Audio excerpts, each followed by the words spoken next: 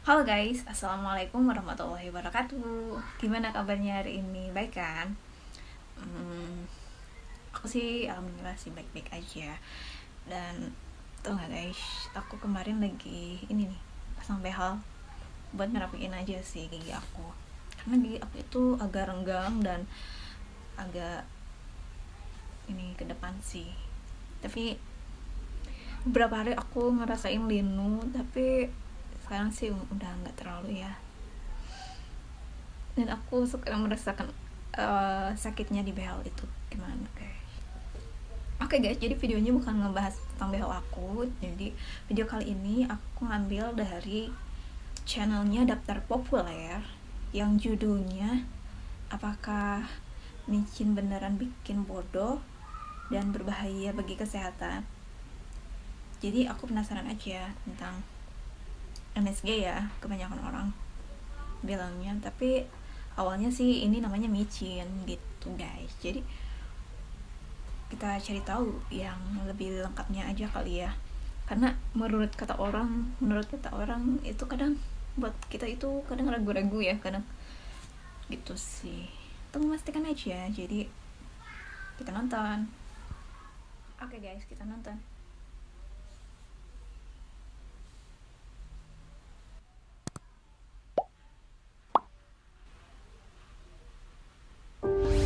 MSG, monosodium glutamat yang lebih kita kenal dengan nama pasar micin, memang patut untuk kita bicarakan. Bagi kita orang Asia, keterlibatan micin di hidup kita udah seperti saudara kandung. Suka nggak suka, mau nggak mau, kalau emak bilang makan makanan pakai micin, kita harus mau dan suka. Bagi orang-orang Asia, keberadaan micin sebagai penyedap rasa memang menjadi yang paling diandalkan dalam segala jenis makanan. Namun, meskipun dekat dengan kita-kita, micin juga tidak lepas dari yang namanya kontroversi. Dalam beragam anggapan, micin disebut sebagai penyebab dari beberapa hal buruk. Mulai dari obesitas, bikin otak lemot, sampai memicu kanker. Namun, apa semua anggapan itu benar? Ya, untuk tahu jawabannya, mari kita telusuri bersama dalam DP Explore kali ini untuk mengetahui berbagai macam hal. Mulai dari, siapa yang menemukan micin? Sejak kapan micin diproduksi massal? Bagaimana bisa micin dianggap sebagai faktor yang buat bodoh? Sampai, apa benar micin buat kita bodoh?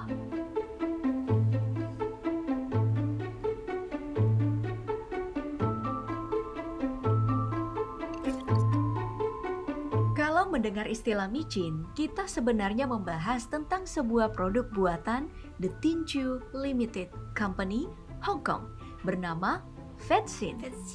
Produk ini begitu populer pada masanya, sehingga nama Vetsin menjadi generik untuk semua produk penyedap rasa. Istilah ini kemudian disesuaikan dengan lidah lokal menjadi Vetsin. Vetsin lalu menjadi micin yang merujuk pada bahan penambah rasa dengan komposisi utama MSG. Membahas MSG, kita mesti mundur ke tahun 1907 untuk bertemu seorang ilmuwan Jepang bernama Prof. Kikunae Ikeda. Prof. Kikunae Ikeda yang dinobatkan sebagai Bapak Micin sedunia alias penemu MSG. Setelah melakukan penelitian yang didasari rasa penasarannya dengan sebuah rasa lezat campur gurih yang didapatkan dari kaldu ramen atau biasa dikenal dengan nama dashi. Dashi yang terbuat dari rumput laut dan juga serpihan ikan kering pada masa ini memang menjadi favorit karena ramen mulai mendapatkan ketenaran dari pinggir jalan hingga restoran mewah. Menurut pria ini, dashi memiliki rasa yang tidak masuk pada rasa utama, seperti asin, asam, manis, dan pahit. Nah, setelah melakukan penelitian yang cukup lama, akhirnya Ikeda berhasil mengekstrak rasa gurih tersebut dan menyebutnya dengan rasa umami. Artinya, rasa gurih yang nikmat yang datang dari senyawa bernama glutamat yang dihasilkan oleh rumput laut. Tak cuman itu, Ikeda pun melanjutkan penelitiannya untuk mengekstraksi glutamat lalu mencampurkannya dengan sodium, agar memiliki wujud fisik dan mudah untuk menjadi penyedap makanan. Dari sinilah Ikeda mematenkan penemuannya ini dan mulai memproduksi MSG.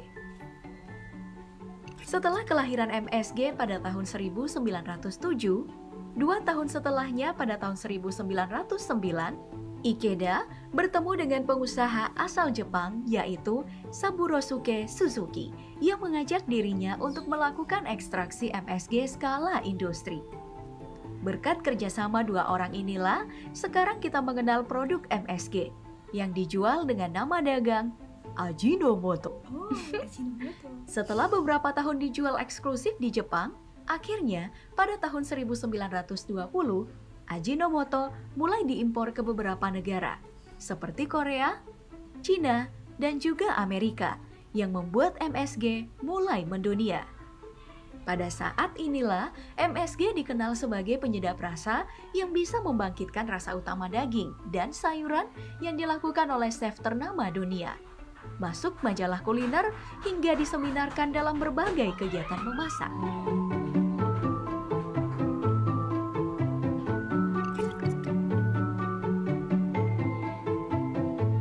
Setelah tersebar ke berbagai negara dan mendapatkan panggung yang sangat besar, pada tahun 1950-an, MSG mencapai puncak kejayaan. Pemakaian penyedap rasa ini bisa ditemukan di mana saja, mulai dari makanan ringan hingga makanan bayi.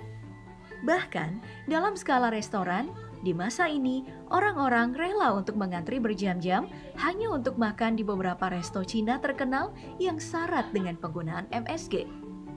Dari kepopulerannya ini jugalah, MSG mendapatkan perhatian sekaligus kritik. Salah satu kritik paling bersejarah untuk MSG terjadi pada tahun 1968,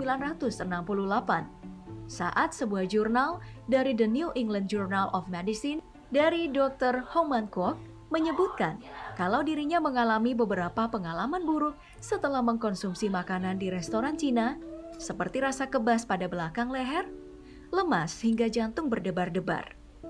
Fenomena yang dirasakan Dr. Ho ini mulai menyebar dan dikenal sebagai Chinese Restaurant Syndrome atau CRS.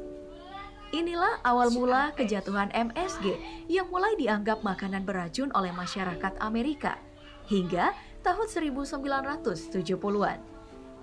Makanya, satu generasi Amerika pada saat itu menganggap micin sebagai bahan makanan kotor dan berbahaya. Ya, anggapan inilah yang bertahan hingga sekarang pada masyarakat dunia. Selain pernyataan Dr. Homan Kwok, ada juga pernyataan lain yang senada bahwa MSG berbahaya. Dari penelitian ilmuwan asal Amerika Dr. John W. Olney yang menyuntikkan MSG pada tikus sebagai bahan percobaan. MSG terbukti menjadi penyebab atas beberapa hal buruk terhadap si tikus. Mulai dari kerusakan otak, obesitas, hingga gangguan perilaku.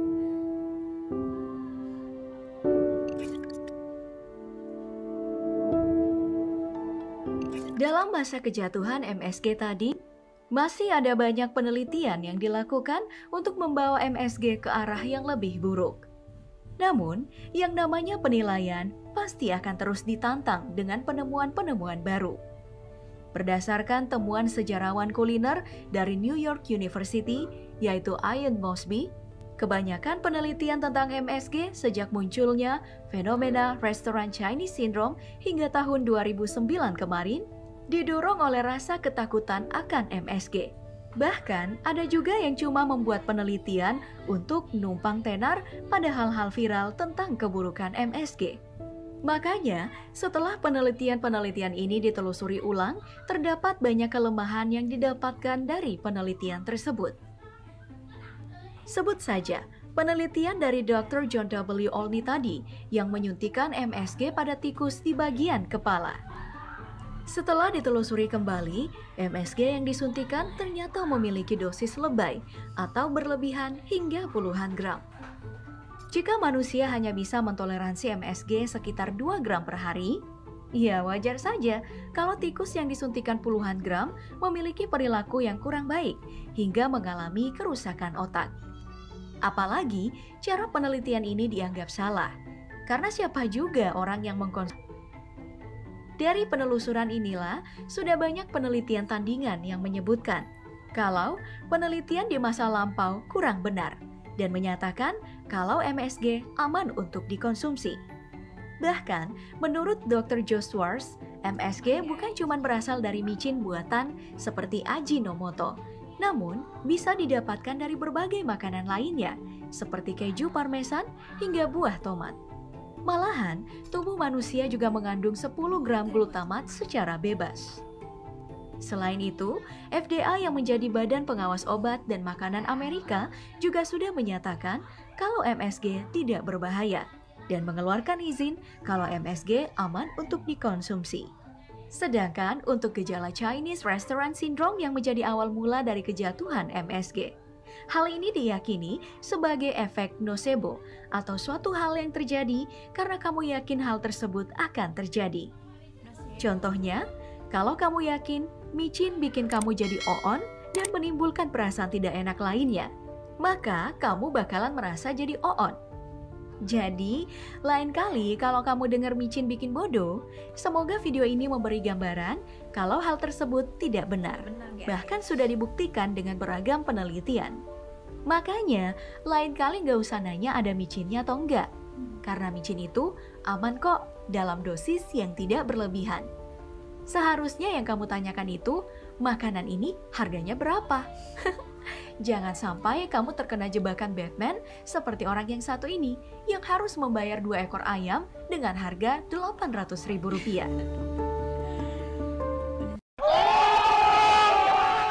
Oke guys, jadi videonya udah selesai dan ada info yang kita dapat juga bahwa penelitian bahwa MSG itu berbahaya itu enggak terlalu bahaya, karena kita kan pakainya pasti sedikit aja ya guys, hanya untuk memberikan rasa gurih ke makanan itu. Jadi kalau misalkan ada MSG itu negatif ya guys, jadi itu karena efek nocebo itu, yang karena pemikiran kita negatif jadi hasilnya pasti akan negatif juga guys. Jadi ya itu kembali lagi ke diri masing-masing ya, tapi secara ilmiah, secara jurnal juga kalau MSG itu gak berbahaya gitu. Ya makanya dalam dosis yang sedikit ya, nggak terlalu banyak-banyak. Semua bahan makanan kalau banyak juga kan pasti ada takarannya gitu guys. Jadi gak mungkin kebanyakan juga, dan sesuatu yang berlebihan itu nggak baik. Itu sih yang aku dapat. Ya ini udah ada dari zaman dulu, jadi udah turun temurun juga, jadi nggak apa-apa. Oke guys, segitu aja video yang aku dapat kali ini. Mudah-mudahan bermanfaat, dan video yang originalnya aku simpan di link di bawah ya guys. Jadi kalau kalian ingin nonton yang fullnya, bukan video di reaction aku, jadi kalian tinggal klik aja yang di bawah description aku. Oke, segitu aja video aku kali ini. Sampai jumpa. Wassalamualaikum warahmatullahi wabarakatuh. Bye.